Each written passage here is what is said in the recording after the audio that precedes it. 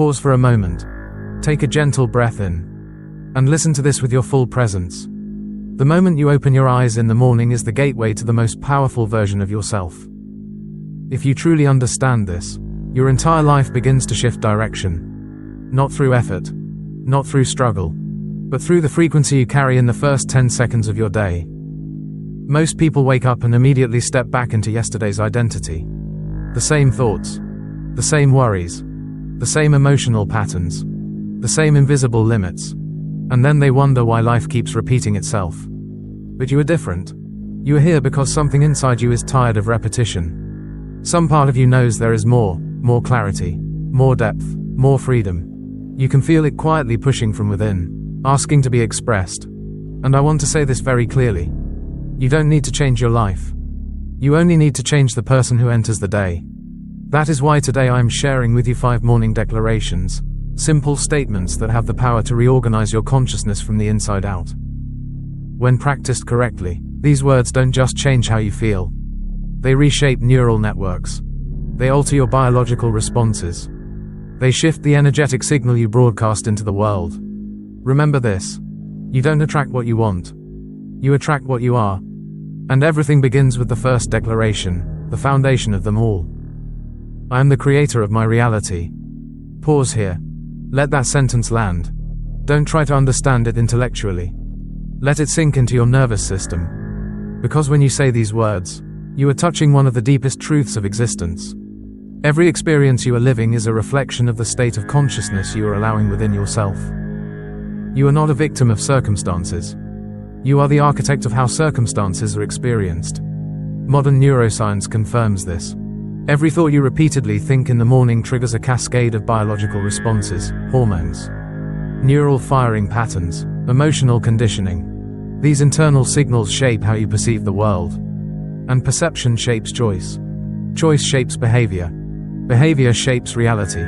Morning is when the mind is most open, least defended, least cluttered by memory and expectation. In that brief window between sleep and full wakefulness, you are not yet locked into identity. And in that window, you can consciously reclaim authorship of your life. Not allowing life to happen to you, but recognizing yourself as the one who participates in its creation. Imagine this. In the first 30 minutes of your day, you consciously reaffirm this truth, not as a slogan, but as a felt knowing. Your thoughts are the blueprint. Your emotions are the energy. Your actions are the material.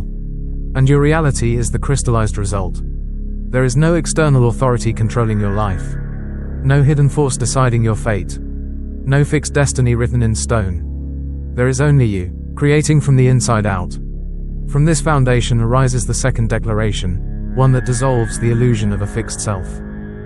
I choose what I become. This sentence quietly dismantles one of the most limiting beliefs society has ever taught you. The belief that you are defined by your past.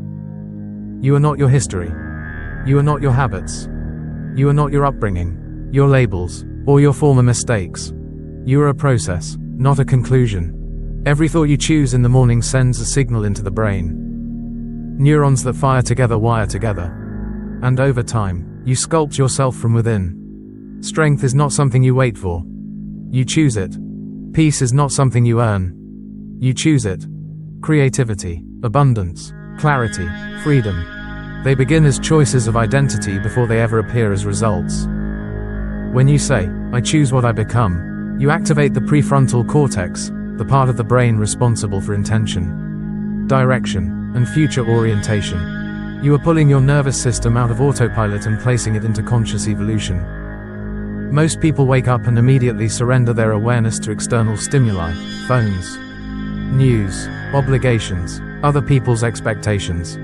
But you are learning to use those first sacred moments to set the trajectory of your entire day. Morning is a reset. Morning is a doorway. Morning is the moment before momentum takes over. And at that doorway, you decide which version of yourself steps forward. This leads us to the third declaration, the one that expands your identity beyond limitation. I am infinite potential in motion. This is not poetry. This is physics. You are not merely a physical body moving through time. You are a field of energy and information expressing itself temporarily as form. Quantum science reveals that everything, including your body, your thoughts, your emotions, exists as vibrational information first. When you declare, "I am infinite potential," you are acknowledging your true nature. You are not limited by past experience. You are not confined by current ability. You are not restricted by outdated logic. You are expandable. You are adaptable. You are always capable of becoming more. This statement frees you from the greatest illusion of all, the belief that you are fixed. You are not fixed. You are movement. You are evolution in progress. And the morning, right here, right now, is where that movement begins.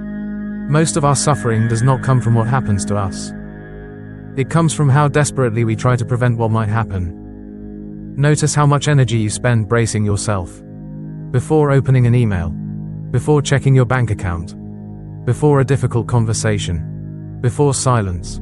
We live as if life is a frozen lake, and every step could crack the surface beneath us. So we move cautiously. We tense our bodies. We rehearse disasters in advance. We prepare for impact that often never comes. But here is the quiet truth most people never question. The ice you are afraid of breaking does not actually exist. It is a construction of the mind, built from fear, from memory, from the need for certainty. And then we spend our entire lives trying not to fall through something we imagined. We believe resilience means strengthening the ice. Thicker plans, more control, more certainty, more emotional armor. But that is not resilience. That is exhaustion disguised as strength. True resilience does not come from preventing the fall. It comes from realizing you can swim. When something painful happens, the event itself is usually simple, clear, brief. You lose a job. A relationship ends. Someone criticizes you. Plans fall apart. That is the fact. But watch what the mind does next. Within seconds, the mind turns one moment into a lifetime.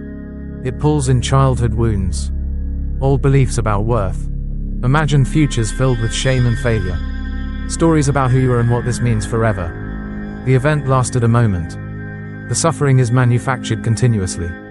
We take a single frame of reality and turn it into an entire horror film. And somehow, we forget that we are the ones holding the camera. Two people can experience the same loss and live in entirely different realities afterward. Not because the world treated them differently, but because they related differently to the story their mind created. This is not positive thinking. This is clarity. Neuroscience confirms what ancient wisdom already knew. Your brain does not experience reality directly. It experiences a model of reality, filtered through beliefs, conditioning, trauma, and habit. Nearly all your thoughts today are recycled from yesterday. You are not reacting to what is happening now. You are reacting to a recording. And here is the turning point. If you can observe the story, you are not the story. The prison has no walls. You simply forgot to turn around. Now, this does not mean pretending everything is fine. It does not mean bypassing pain. It means seeing clearly. The mind has one primary job: survival. Not happiness. Not truth. Survival. And survival prefers predictability. This is why uncertainty feels so threatening. Why the brain would rather keep you miserable than unknown. Why it prefers familiar pain over unfamiliar possibility. Control feels safe, even when it suffocates you. But control is an illusion. You have never controlled the future. Not other people. Not outcomes. Not timing. The only thing you have ever controlled is how you meet what arises. And that is where freedom lives. Acceptance is often misunderstood.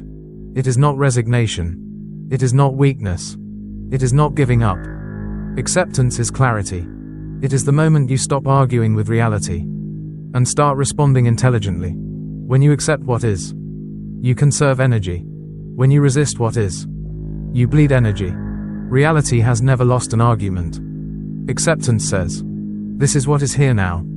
And from that honesty, the next step reveals itself. Resignation collapses. Acceptance opens. This is why presence is so powerful. When you bring your attention fully into the body, the breath, the ground beneath your feet, the sensation of being alive right now, your nervous system exits survival mode. This is not spiritual poetry. This is biology. The body cannot be fully present and fully panicked at the same time. Presence interrupts the loop. And yes, when you stop running, You will feel what you have been avoiding. This is not a mistake.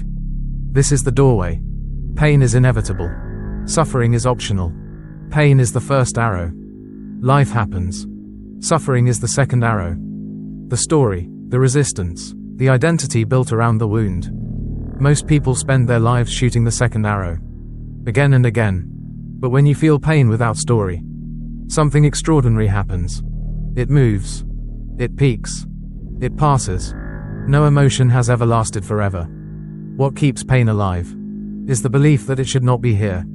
Unshakable does not mean numb. It means unafraid of feeling. It means letting life touch you without gripping it, like water moving around a stone. Contact without attachment.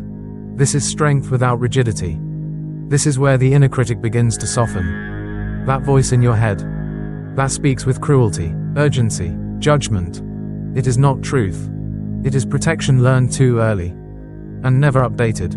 You do not need to destroy it. You need to understand it. Speak to yourself as you would to someone you love. Not with indulgence, but with dignity. This creates safety. And safety is the foundation of growth. When the nervous system feels safe, it can change. And this is where something deeper emerges. You realize you are not the storm. You are the sky. Thoughts come and go. Emotions rise and fall. Circumstances shift. But something in you remains untouched. You are not unshakable because nothing happens to you. You are unshakable because you know how to return. Return to breath. Return to presence. Return to now. And now. This moment has never been unmanageable. You have survived every moment so far. This is not philosophy. This is lived truth. And from here, we move into something even deeper. The discovery of who you are when nothing needs to be controlled.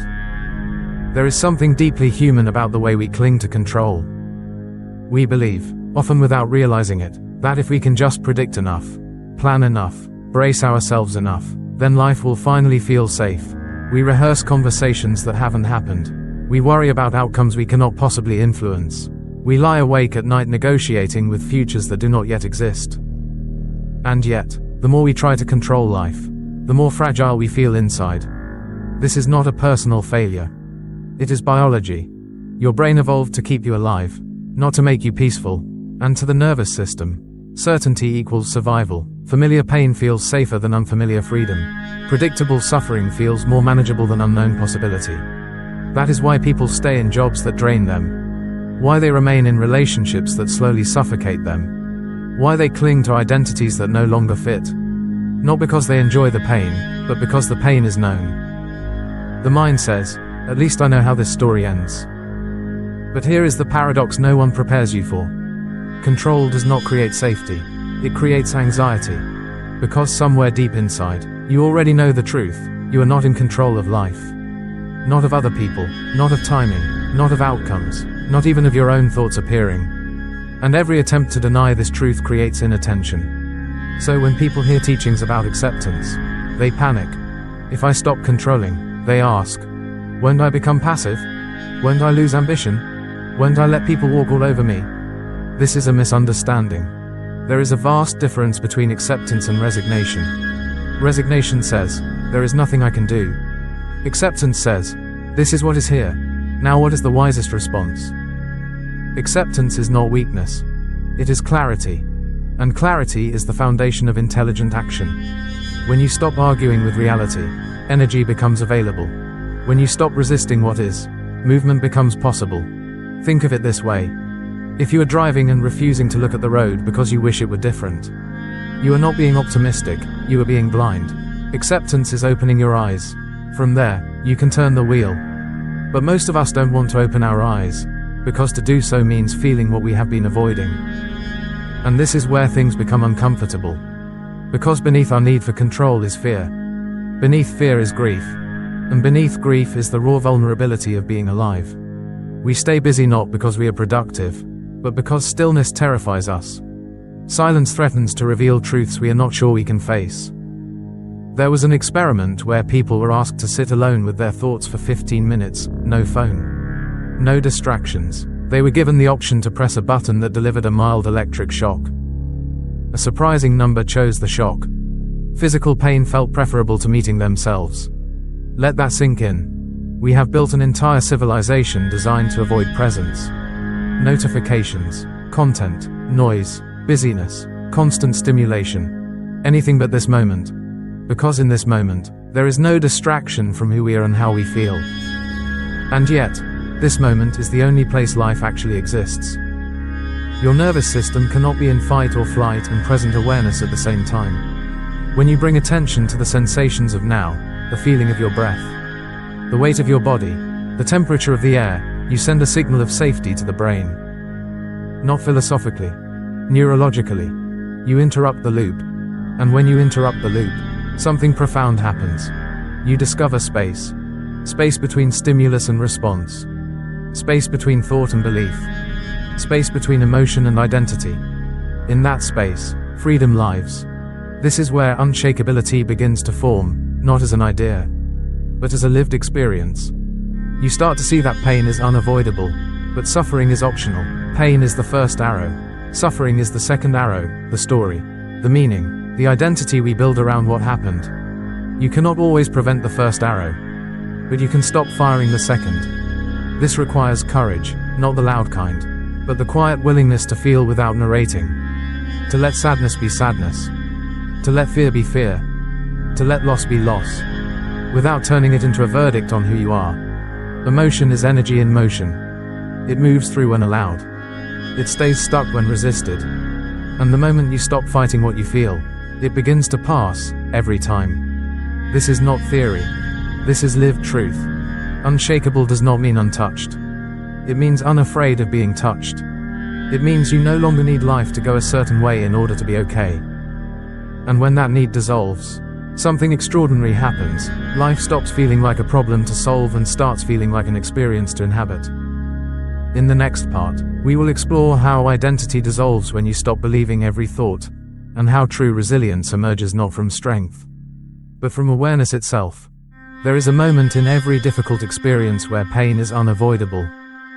And then there is a moment, often just seconds later, where suffering becomes optional. Most people never learn the difference. Pain is what happens. Suffering is what the mind adds. This ancient insight is sometimes called the teaching of the two arrows. The first arrow is the event itself, loss, rejection, illness, failure. It lands, and it hurts. It is meant to hurt. To feel pain is not weakness, it is proof that you're alive. That you care, that your heart is open. But then comes the second arrow. And this one is fired by you. It sounds like, this always happens to me. I'll never recover from this. There must be something wrong with me. My life is over. The first arrow is pain. The second arrow is identity. And most of our suffering comes not from what happens, but from who we become in response to what happens. We take a moment and turn it into a story. We take a wound and turn it into a personality. We take a chapter and turn it into the whole book. This is where unshakability is born, not by avoiding the first arrow, but by refusing to fire the second. To do this requires something radically counterintuitive in a culture obsessed with fixing, explaining, and optimizing everything. It requires you to stay present with discomfort without narrating it. This is not passivity. This is not weakness. This is mastery. When you allow pain to be felt directly, without labeling it, without explaining it, without turning it into a verdict about your worth, you discover something astonishing. Pain moves. Emotion is energy in motion. It only becomes stuck when it is resisted. The word emotion literally means to move through. When you stop blocking it with stories, it completes its cycle. Every emotion peaks. Every emotion passes. No exception. What feels unbearable is not the feeling, it is the belief that the feeling will last forever. But it never does. Unshakable people are not people who feel less. They are people who are no longer afraid of feeling. They know they can feel grief without becoming grief. They can feel fear without becoming fear. They can feel uncertainty without collapsing into it. They have learned the difference between experience and identity. This is where presence becomes medicine. When you bring your attention out of the story and into the body, into the breath, the sensation, the raw data of now, something profound happens neurologically. Your nervous system exits fight or flight. The brain receives a signal of safety. The loop interrupts. This is not spiritual theory. This is basic neuroscience. The nervous system cannot be in panic and presence at the same time. Presence is not about controlling thoughts. It is about not following them. You notice the thought. You don't argue with it. You don't believe it. You let it pass like weather. And slowly, gently, something inside you begins to trust again. Trust that you can be here. Trust that you can feel this. Trust that you do not need to escape. Most people live their entire lives trying to outrun discomfort, and in doing so, they never discover the truth. What you stop running from loses its power over you. This is why acceptance is so often misunderstood. Acceptance is not saying, "This is fine." Acceptance is saying, "This is here." And from that clarity, intelligent action becomes possible. Resistance drains energy. Acceptance restores it. When you stop arguing with reality, reality stops feeling like an enemy. And this is where something even deeper reveals itself. Unshakability is not rigidity. It is flexibility. The rigid tree snaps in the storm. The flexible tree bends and survives. Strength is not armor. Strength is responsiveness. The unshakable person is not someone who never falls apart. It is someone who knows how to come back together, again and again. This ability comes from one place: how you speak to yourself when things go wrong. For many people, the inner voice is cruel, relentless, unforgiving. It believes that shame is motivation, that criticism equals improvement. But shame does not heal. It freezes. You cannot grow in an environment of constant internal attack. You can only survive. Unshakable people develop a different relationship with their inner voice, not indulgent, not dismissive, but compassionate and curious.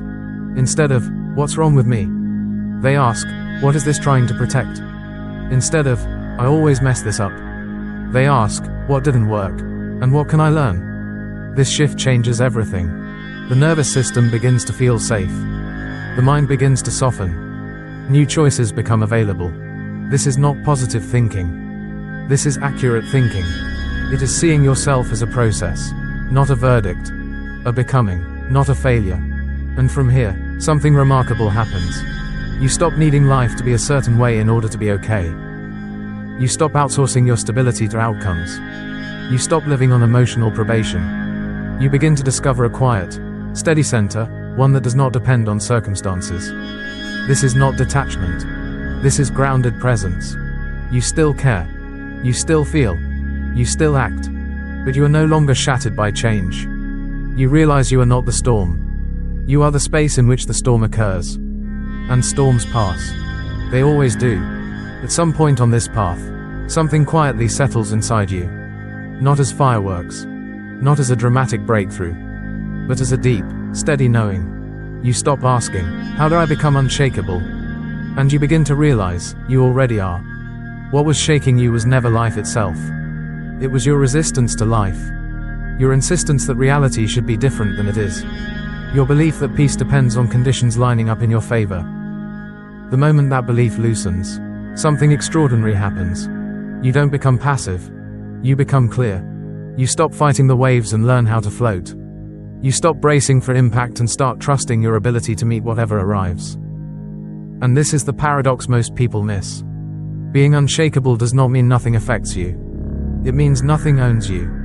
Emotions still arise. Thoughts still come and go. Life still surprises you. But none of it defines you anymore. You begin to experience feelings without turning them into identity. Sadness becomes a weather pattern, not a verdict. Fear becomes a signal, not a command. Uncertainty becomes a doorway, not a threat. This is what maturity of consciousness feels like. You no longer demand that life prove your safety before you relax. You relax first, and discover safety was never missing. And slowly, very slowly, the nervous system learns a new truth. I can feel this, and still be okay. That single realization changes everything. Because the body no longer needs to tighten around experience. The mind no longer needs to predict disaster. The heart no longer needs to armor itself against pain. You begin to live with what I can only call inner permission. Permission to feel without collapsing. Permission to fail without self-betrayal. Permission to not know without panic. And from that permission, real strength is born. Not the brittle strength of control, but the flexible strength of presence. Think of a bamboo tree in a storm. It bends. It sways. It looks vulnerable. And yet it survives winds that snap rigid trees in half. That is you, when you stop trying to be unbreakable and become adaptable. Now here is something subtle, but vital. As you become less reactive, the world may try harder to provoke you. Old patterns resurface. People push familiar buttons. Situations arise that once would have sent you spiraling. Not because you're failing, but because you're changing. Life tests integration, not to punish you, but to stabilize the shift. And this is where the practice becomes embodied. You pause before responding. You notice the urge to defend, explain, justify. And instead of acting it out, you breathe. You feel the sensation in the body. You let the energy move without story. You stay present. This is where freedom lives. Not in avoiding triggers, but in meeting them without abandoning yourself. Over time, something remarkable occurs. The inner voice softens. The urgency fades. The constant self-monitoring relaxes. You stop narrating your life like a courtroom drama. You stop needing to be right. You stop needing to be seen a certain way. You begin to inhabit your life rather than manage it. And with that inhabitation comes a quiet joy. Not excitement. Not pleasure chasing. But a grounded sense of okayness that doesn't depend on outcomes. You start to notice beauty in ordinary moments. The sound of your breath. The weight of your body in the chair. The simple fact of being alive. And you realize something profound. Peace was never something you had to achieve. It was something you had to stop interfering with. Now let's address the fear that often arises here. If I stop striving, won't I lose my ambition? If I stop pushing, won't I become stagnant? If I accept what is, won't I settle? No. What actually happens is the opposite. Action becomes cleaner. Choices become clearer. Effort becomes aligned instead of frantic. You still move. You still create. You still grow. But you move from clarity, not compulsion. From curiosity, not fear. From inspiration, not deficiency. You act because something feels true, not because something feels missing. And when you live this way, life begins to cooperate with you differently. Not because you're controlling it, but because you're no longer resisting it. You start to notice synchronicities. Timing improves. Opportunities feel less forced. Not magically, but naturally. Because when you stop creating inner conflict, outer friction reduces. Now let me say this clearly. This is not a destination. It's a relationship. Some days you'll forget. Some days you'll react. Some days you'll fall back into old patterns. That doesn't mean you've failed. It means you're human. The difference now is, you notice faster. You recover sooner. You come back to center with less drama. And each return strengthens the pathway. Each moment of presence rewires the nervous system. Each pause builds trust. Each act of self-compassion deepens stability. Over time, the ground beneath you feels solid. Not because life is predictable, but because you are. And that is what it means to be unshakable. Not invulnerable. Not untouchable. But rooted. Rooted in awareness. Rooted in presence. Rooted in the knowing that whatever arises, you can meet it. So if there is one thing to remember, let it be this. You are not the storm. You are not the thought. You are not the emotion. You are the space in which all of it appears. And that space has never been damaged. Never been threatened. Never been broken. It has only been overlooked. So return to it. Again and again. In this breath. In this moment. This is where your strength lives. This is where peace waits.